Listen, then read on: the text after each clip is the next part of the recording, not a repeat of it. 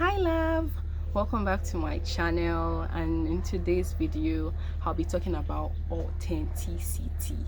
Basically, this is going to be the first video of a new series where I'll be sharing my understanding of concepts that mean something to me and I believe would mean something to you too. If you're here, if you're watching my videos, you like my videos, you subscribe to my channel, I want to believe that we're a community, right?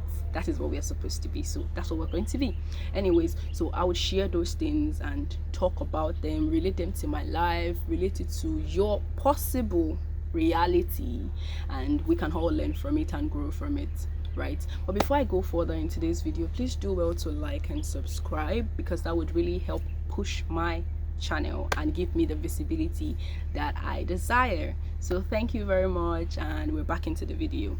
So now I want to talk about authenticity, my broadened understanding of authenticity. I felt like I knew what authenticity meant in the past, even while I was still practicing Christianity, and I feel like my understanding of authenticity then was what was able to bring me out of religion, yes, and out of some dark places that were working against me, but I couldn't make the decision to like hop out of it on my own. Well, I still left it on my own, but it had to be from within. It had to be my inside that came outside and pulled me out of all of those things. Anyways, authenticity before, to me, it was just about being myself, but there was a barricade to it. I felt like it was about me being my true self and expressing myself, but within the cage of religion or society. That is what society deems acceptable and what religion deems good.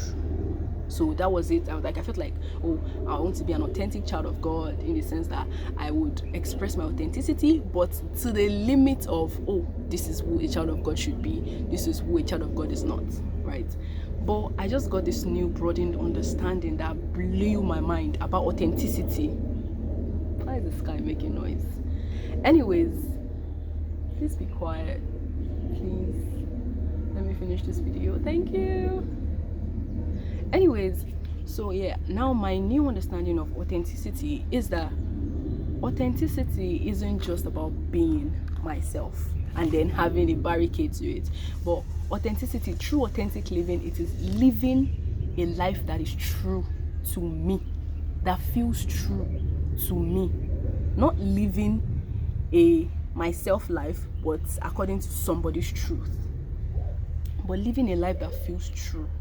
I feel like the issue with authenticity, and the reason why a lot of people suffer with authenticity, is we have been sold this illusion of what authenticity can look like and what it cannot look like, right? And it makes a lot of people just suppress their shadows and reject parts of them that should be something they would embrace, because it is what really make them feel alive. Like authenticity, I now understand that authenticity is basically your truth, living your truth, something that makes you feel like you, like living your truth and not living falsely. Like the real sin is living a life that is not true to you. Like that is literally, if we want to really be truthful about sin, sin is not about doing, calling someone stupid, calling someone mad, or using the word fuck, or being rude. That's not really what sin is. Sin is living a life that is false to you. Like after allowing yourself to really sit and discover your inside and see that, oh, this is actually who I am, this is who I've always wanted to be, I've always loved this part of me, but there's a funny weird design that I shouldn't like, that I shouldn't love that. Like when you finally bring that to the surface, authenticity is you deciding that come rain, come sunshine, come storm, come anything, you are going to live that truth. Like when I got this broadened understanding, it made me realize why I've always felt the way I used to feel while I was still like a Christian, because I've always felt like I was offended. I always felt like I was sinning against my own self, sinning against my body, sinning against my soul, because I was just performing, doing things because I am taught that this is what I should do, this is how it's supposed to be. So to say, mentors that some of them don't even like themselves, some of them don't even see their shadows, some of them don't even want to look within, because the average religious Christian doesn't really want to look within, wants to be told what to do, wants to be told what they can do and what they cannot do. So authenticity is like basically living your truth. And it made me think, like when I was thinking deeply, I had this deep thoughts to a point where I was reflecting on my life and seeing that now I understand why deciding to step out, deciding to look for a better way to live life and just open myself to other possibilities and other modalities made me actually find myself, right? Like discovering my sensuality. I've always been someone that doesn't like wig. I don't care for wigs. I don't like it. Not because I don't feel bad for people that like it or I don't shame them, but I've never felt comfortable wearing wigs. It even itches my scalp. I feel like that is one sign my body like that is the one way my body rejects it. Like my whole being rejects it. When I wear a wig, I itch. When I was making hair, even now that I'm on low cuts, when I was on dreads, my body has always not liked it. It's always felt like it just always felt like an alien to me. Another thing about it is clothing, the way I present myself. There's this illusion, this religious illusion of, oh, you cover up your body, that's what makes you a child of God, that's what signals you to be a child of God, or that is a sign that you're a child of God and you're someone who reverences God and all of that.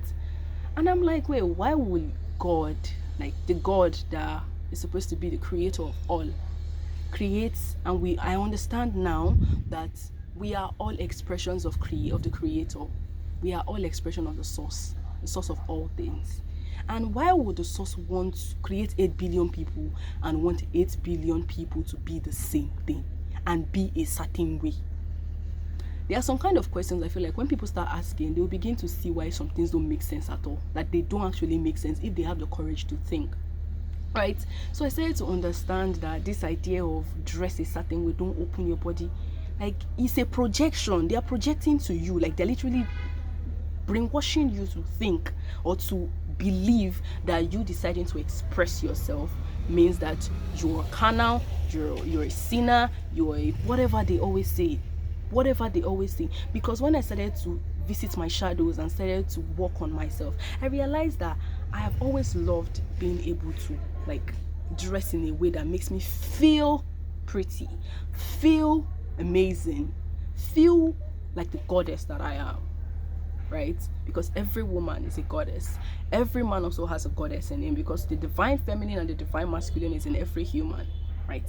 There's supposed to be a balance, right? But yes, like I love to dress in a way like, now I understand why I was given this bust, why I was created to have this bust.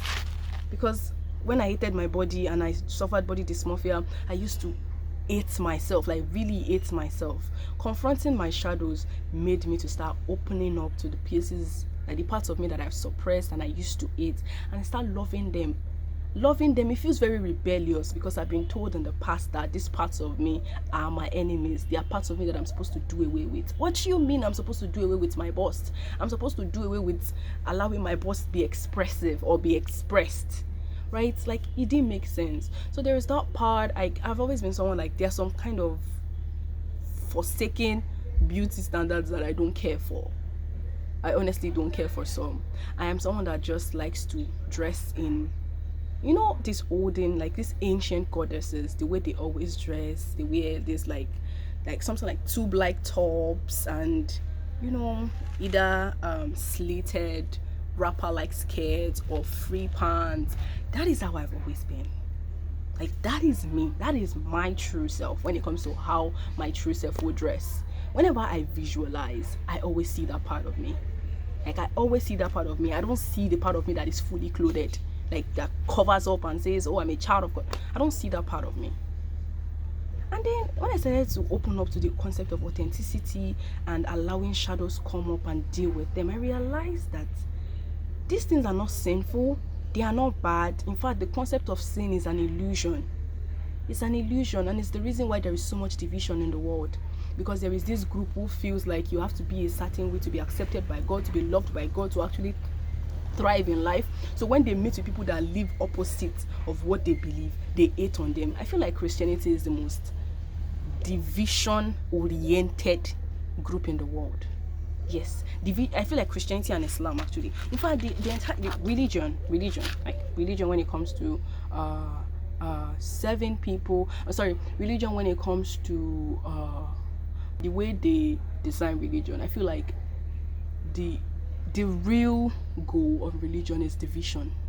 It's literally division, separation. Because one of the things I also discovered on this my journey is that the entire purpose of life is not division, it's love.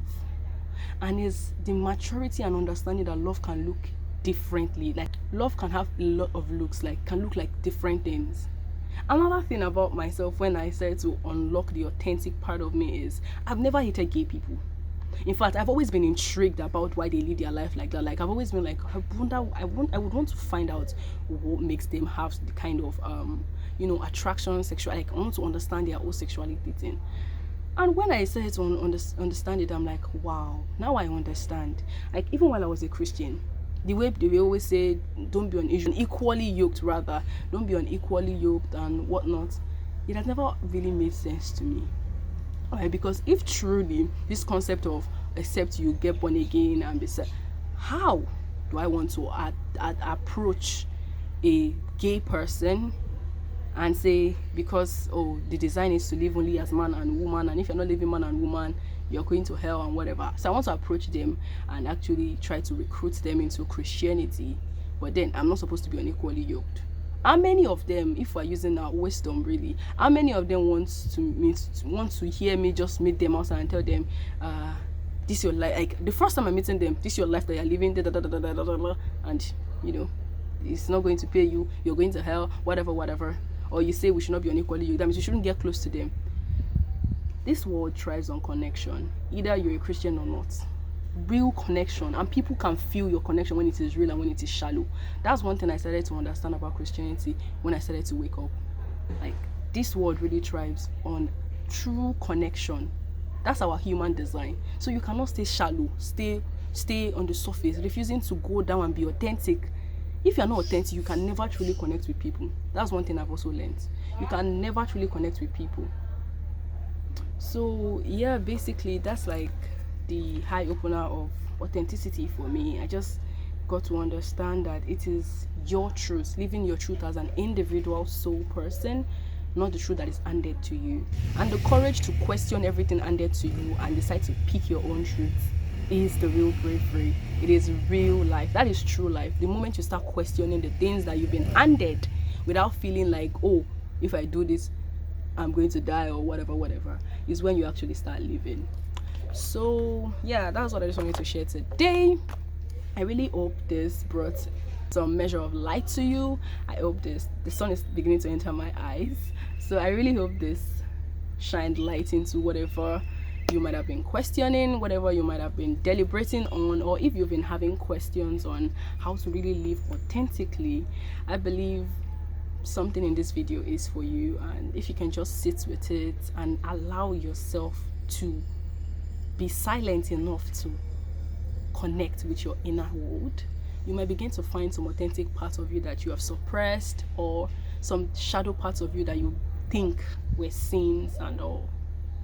And yeah, so if you have any question, you have any even disagreement, ordinarily I don't like disagreeing with people, right? But yeah, I'm open to that. Drop your comments, tell me what you think. If you think I'm right, if you think I'm wrong. If you think I'm wrong, let me know the better one, right? If you think I'm wrong, you should be able to come up with something that proves that I am wrong, right? So yeah, thank you. Remember to subscribe, and I'll see you in my next video. Bye.